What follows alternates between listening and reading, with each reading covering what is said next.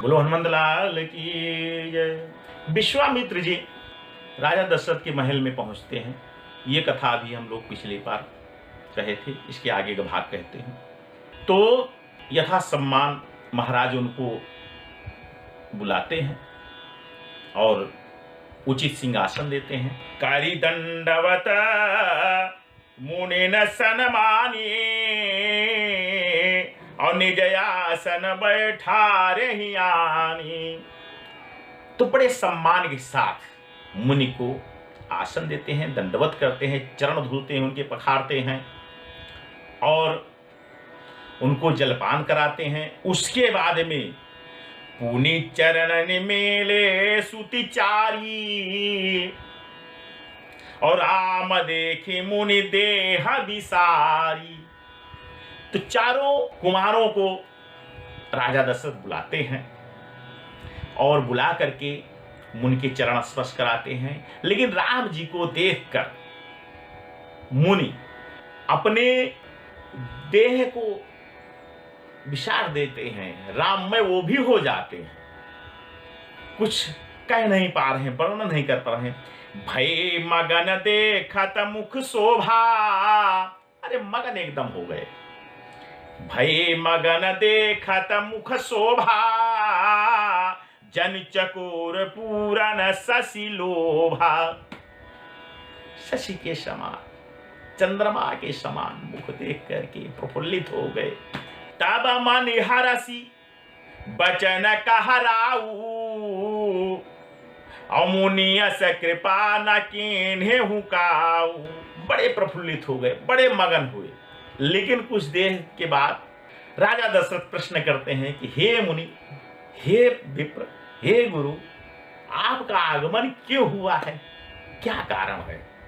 आप यथोचित उसको बताइए, हमारे समर्थ में हो तो मैं उसको पूरा करूं। बिना कारण के तो आपका आगमन हुआ नहीं है। और ऋषि मुनि जब भी किसी के दरवाजे में जाते थे तो उसके पीछे कुछ नहीं कुछ रहस्य होता था। और यही मन में शंका राजा दशरथ को भी हो रही, कुछ तो कारण है तो आए हैं प्रभु, आज हमारे दरवाजे पे आए हैं, गुरु जी आए हैं। तो कहते हैं कि ही कारण आगमन तुम्हारा, कहा हूं सो करत ना लाओ बबारा।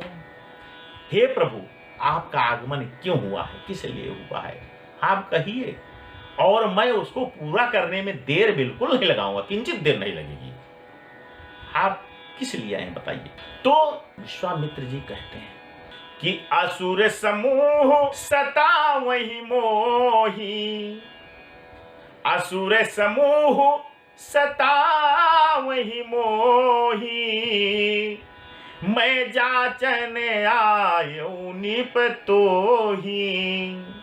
हे राजन, असुर जो हैं बहुत सता रहे हैं, मारीच और सुबाहु बहुत परेशान किए पड़े हैं और इसका निवारण आपके पास है और कहीं नहीं।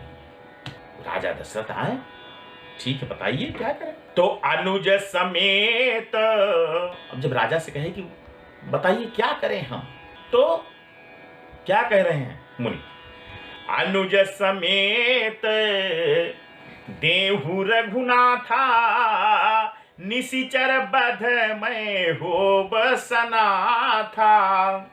हे महाराज, आप लक्ष्मण सहित राम जी को हमें दीजिए, यही मांगने आपसे आए हैं और हम निश्चिंत होकर के यज्ञ जब तक पूजा पाठ कर सकें जिससे। अब राजा बेचारे परेशान, दशरथ जी बहुत परेशान, क्योंकि बहुत मिन्नतों के बाद में उनको ये पुत्र मिले थे, अब कुछ बोल नहीं पा रहे हैं। तो राजा क्या कहते हैं, देहु भूप मन हर्षित। वशिष्ठ जी, राजा को जब राजा परेशान नहीं समझ में आ रहा, तो वशिष्ठ जी समझाते हैं कि हे राजन, मोह त्यागिए, विश्वामित्र जी आए हैं जिसके लिए आप मोह मत करिए। ये जो अवतार लिए हैं यही रहस्य है, ये जो अवतार लिए हैं यही रहस्य है। आप मोह त्याग दीजिए, माया त्यागिए। देहु भूप मन हरसित तजहु मोह अज्ञान। मोह और अज्ञान त्यागिए। धर्म सुजस प्रभु तुम कहो इन कहयति कल्याण।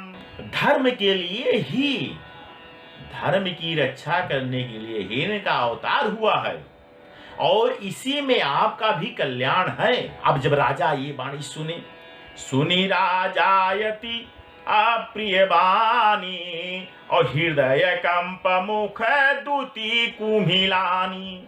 अब जब वाणी ये सुने राजा तब बहुत दुखी हुए और जितने हर्षित थे उतने ही उदास हो गए।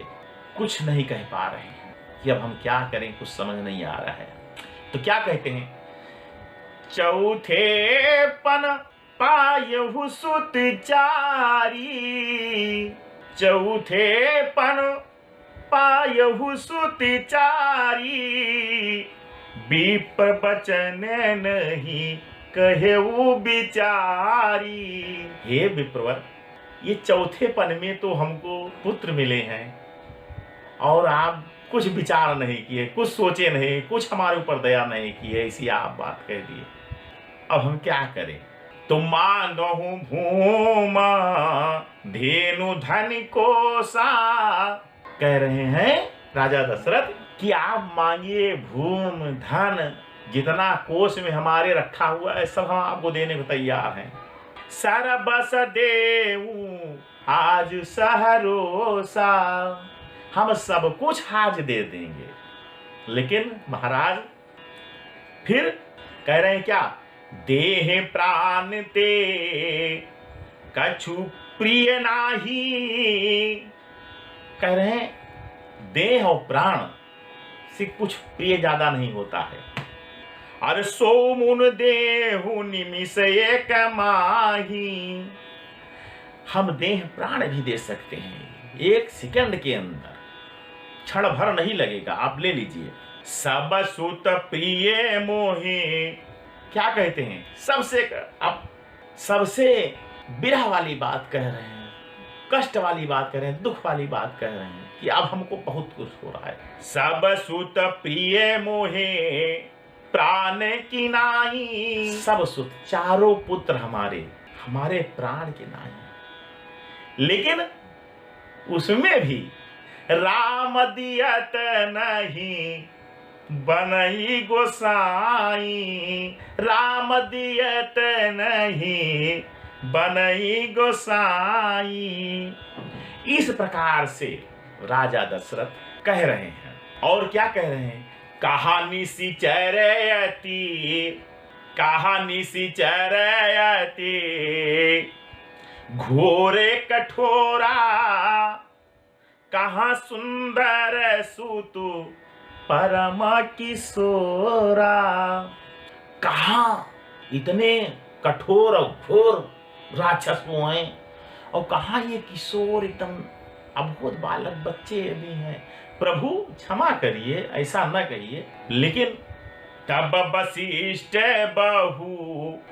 वशिष्ठ जी बहुत प्रकार से राजा दशरथ को समझाते हैं।